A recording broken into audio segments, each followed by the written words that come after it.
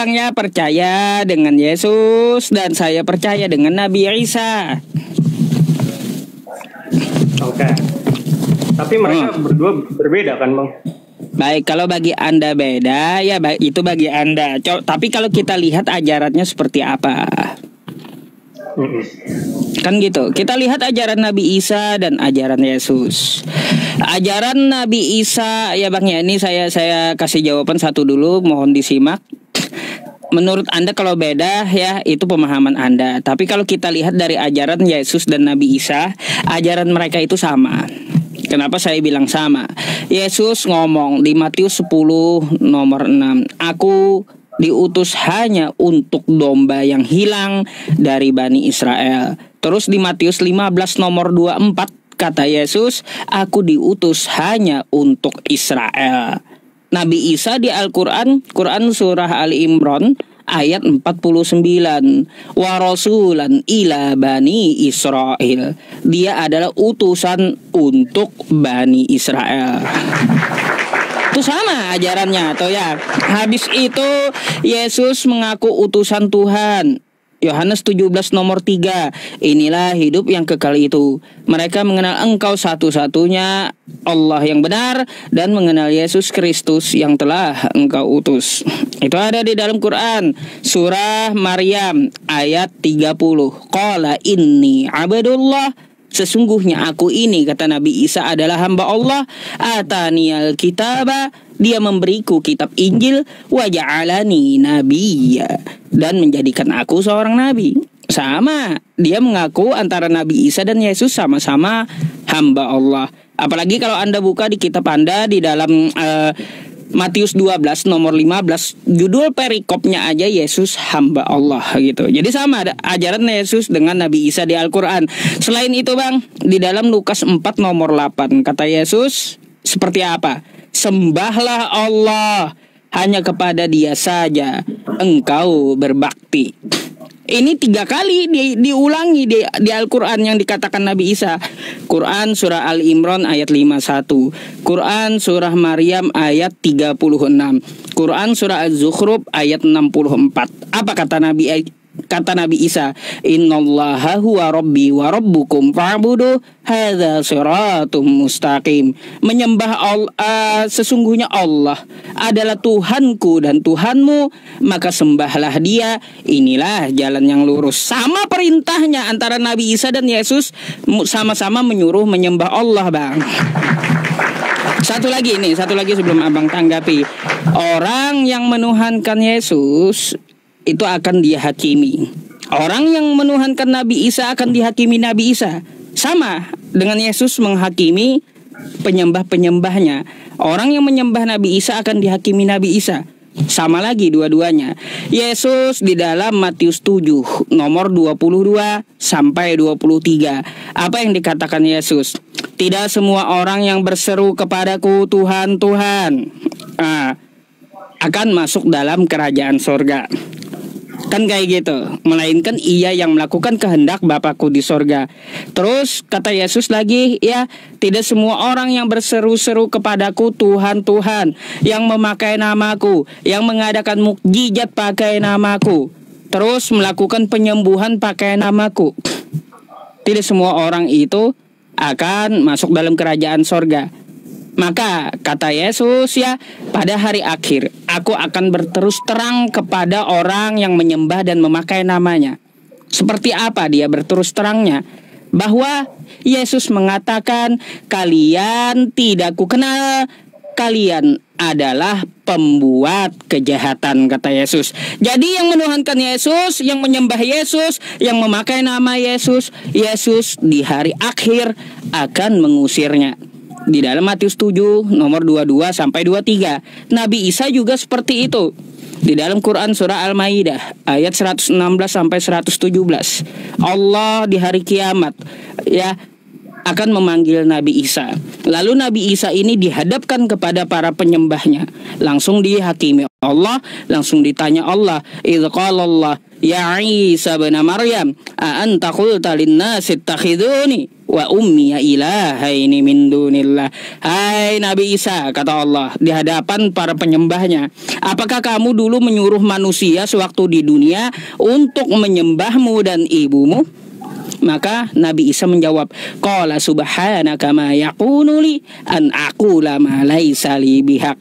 Ya Allah, aku tidak pernah menyuruh manusia untuk menuhankan aku. Enggak pernah, tidak patut perkataan itu yang bukan hakku aku ucapkan. Lalu kata Nabi Isa, ma qultu lahum illa ma amartani bihi an i'budullaha rabbi wa rabbakum.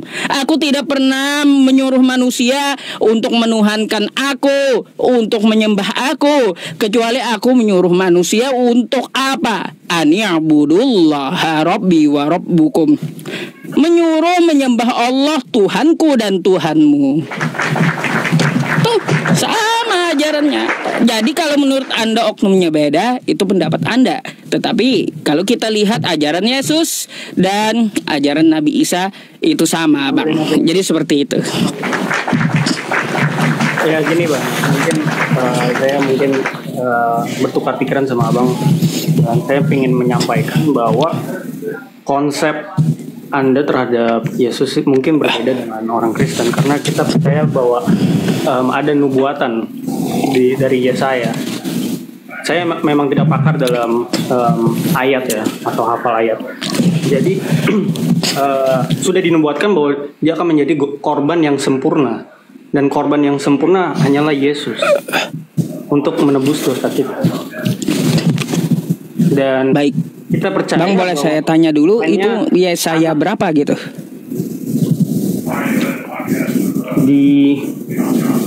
Nah itu saya kurang tahu di situ.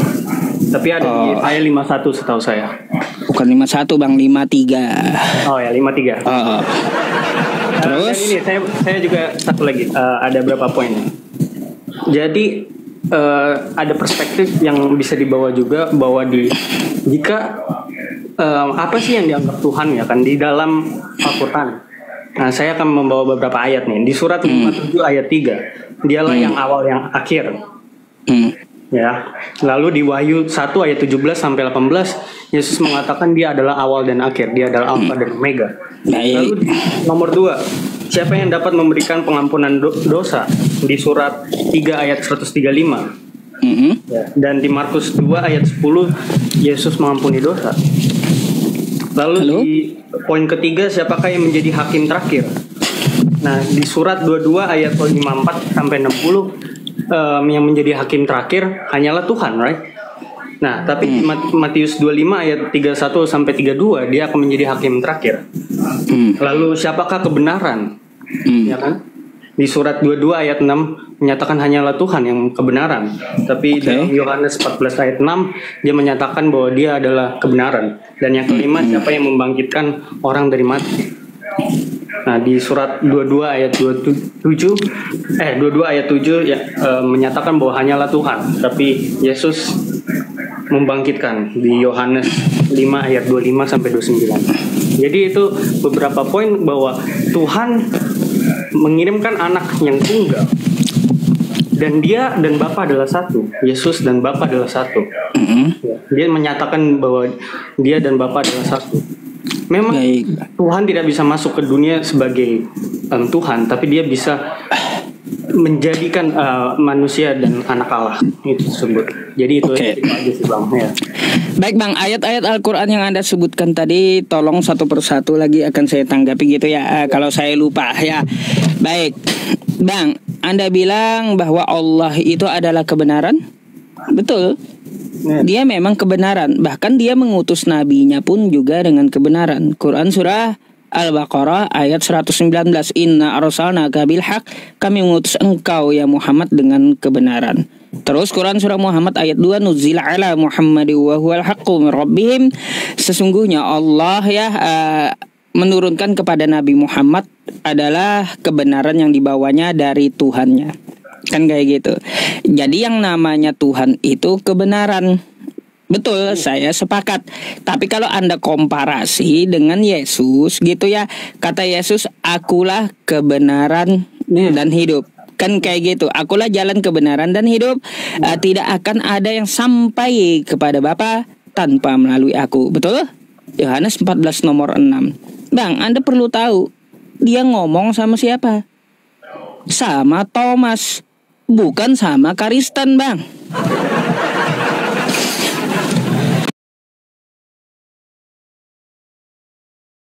Utus hanya untuk Israel, bukan untuk Kristen, bukan untuk seluruh manusia. Ketika Yesus ngomong akulah jalan kebenaran dan hidup, itu dia ngomong untuk Thomas, untuk Bani Israel. Karena ajarannya, ditegur Yesus, tidak boleh keluar dari Israel. Jadi kagak ada hubungannya dengan Kristen. Jadi kalau Anda mau memakai ayat-ayat tentang masalah Yesus, setidaknya satu dulu, Anda cari dulu Yesus mengucapkan kata Kristen. Itu aja dulu saya minta gitu, satu aja. Nah gitu.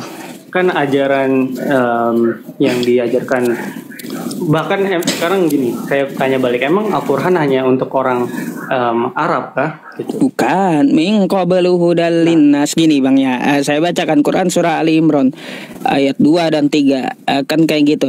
Nazzala 'alaikal kitaba bil haqq musaddiqan lima baina yadayhi wa anzalat taurata wal injil. Kami menurunkan ya Injil dan Taurat, ya membenarkan kitab sebelumnya. Kan kayak gitu. Untuk apa? Min qablu hudal linnas, untuk petunjuk seluruh manusia. Wa anzalal furqan, dan menurunkan pembeda yaitu Al-Qur'an.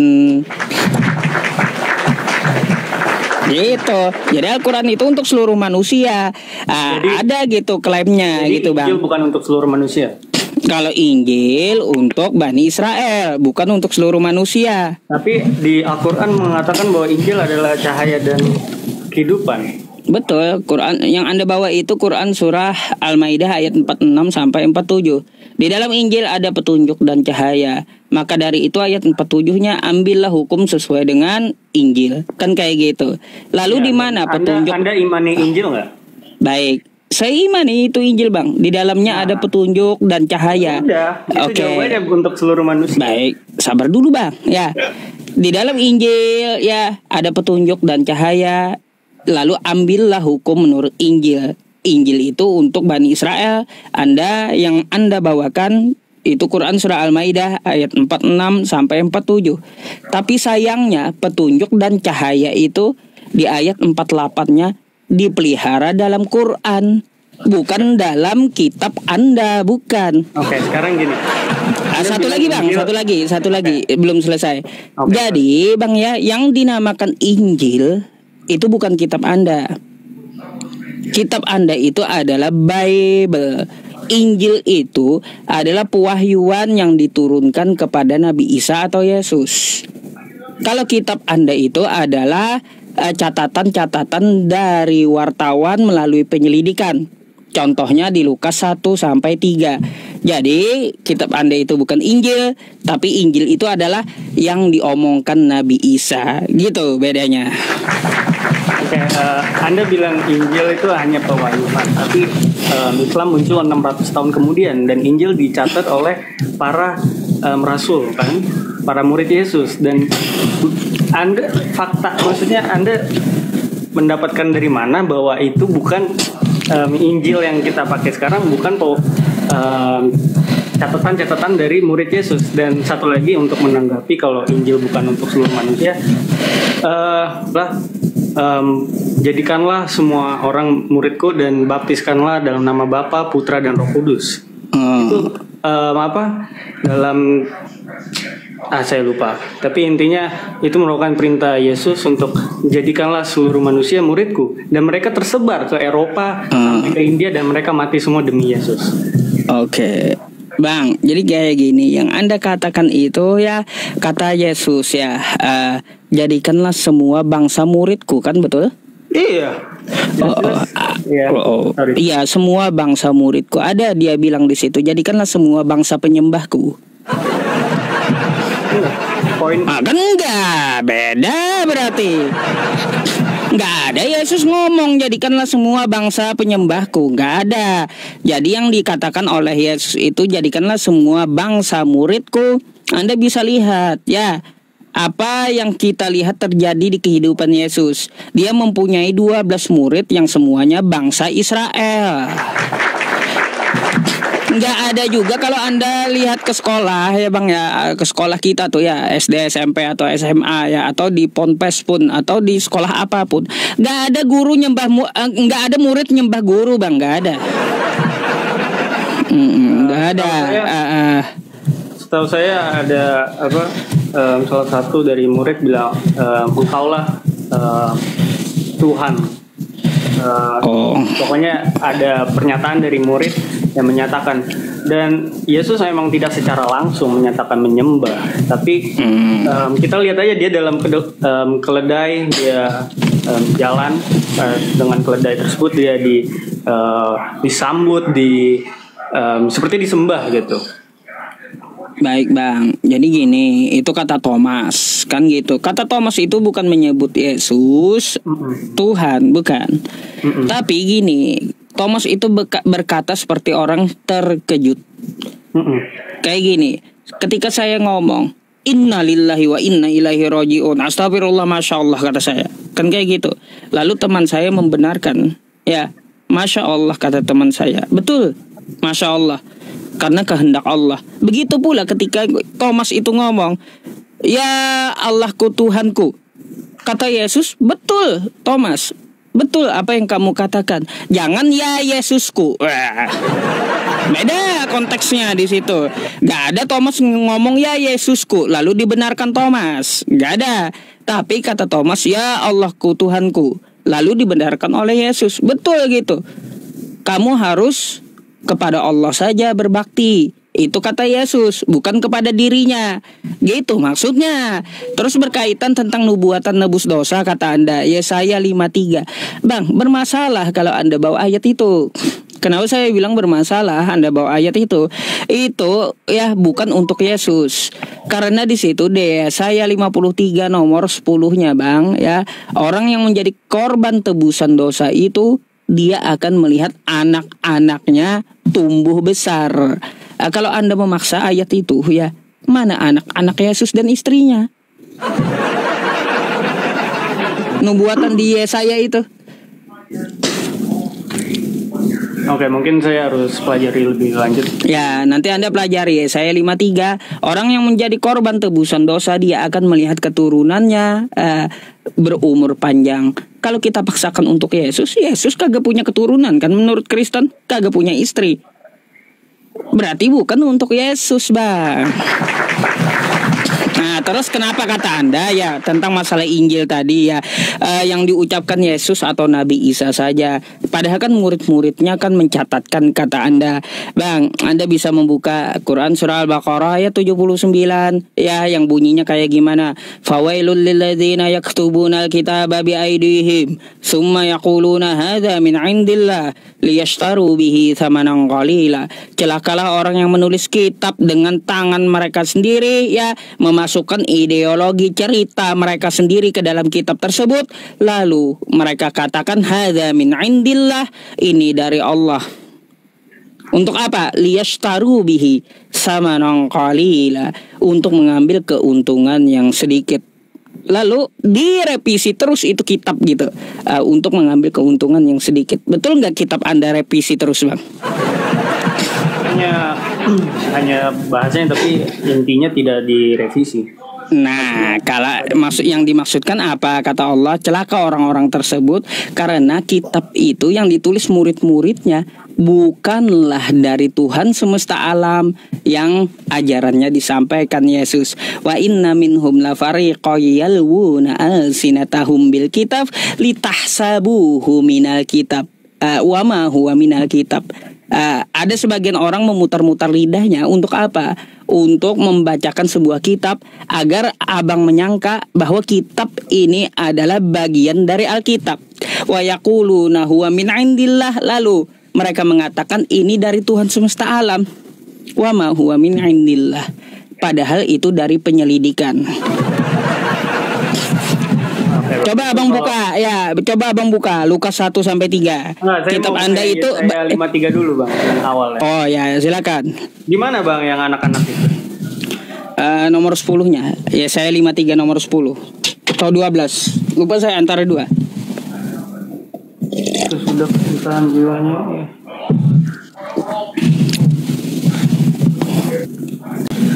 Artinya apa bang? Tidak ada ajaran penebusan dosa itu nubuatannya. Menebus dosa memakai darah manusia itu tidak pernah diajarkan di perjanjian lama dan tidak pernah diajarkan di kitab para nabi. Keturunannya bukan bermaksud benar-benar pasti keturunannya. Nubuatan itu kadang-kadang berbahasa yang tidak sesuai dengan pastinya. Mungkin itu maksudnya adalah murid-muridnya atau dia memiliki adik kan.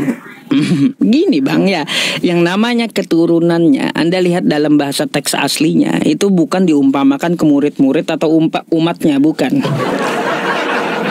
Tapi di situ bahasanya adalah dia akan melihat anak cucunya dalam bahasa Ibraninya. Masa anak cucunya muridnya? Kacau juga bang ini.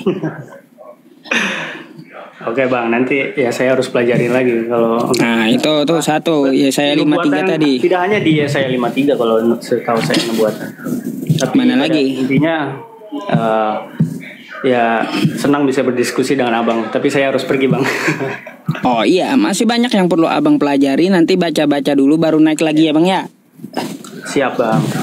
Tapi intinya saya masih berpegang kepada iman saya sih bang. Dan balik lagi kepada iman. Ya nggak apa-apa bang, Anda belajar dulu lah. Karena saya kasih tahu abang ya, Yesus tidak kenal Kristen, Yesus tidak membawa Kristen, Yesus tidak pernah mengajarkan Kristen. Anda perlu tahu itu. Karena apa? Kristen itu adalah perkumpulan dari Antioquia yang dipelopori oleh Paulus dan diajarkan oleh gereja-gereja serta pendetanya. Yesus tidak pernah mengenal Kristen karena Kristen itu muncul setelah Yesus itu diangkat ke langit. Jadi kayak gitu bang. Makanya tidak akan pernah Anda temukan di kitab Bible Anda satu kali saja Yesus ngomong Kristen. Gak akan pernah. Gitu. Jadi banyak belajar lah bang melalui kitab Anda. Saya sepakat itu. Ya bang. Baik bang, terima kasih bang. Sama-sama bang ya. Terima kasih banyak bang John.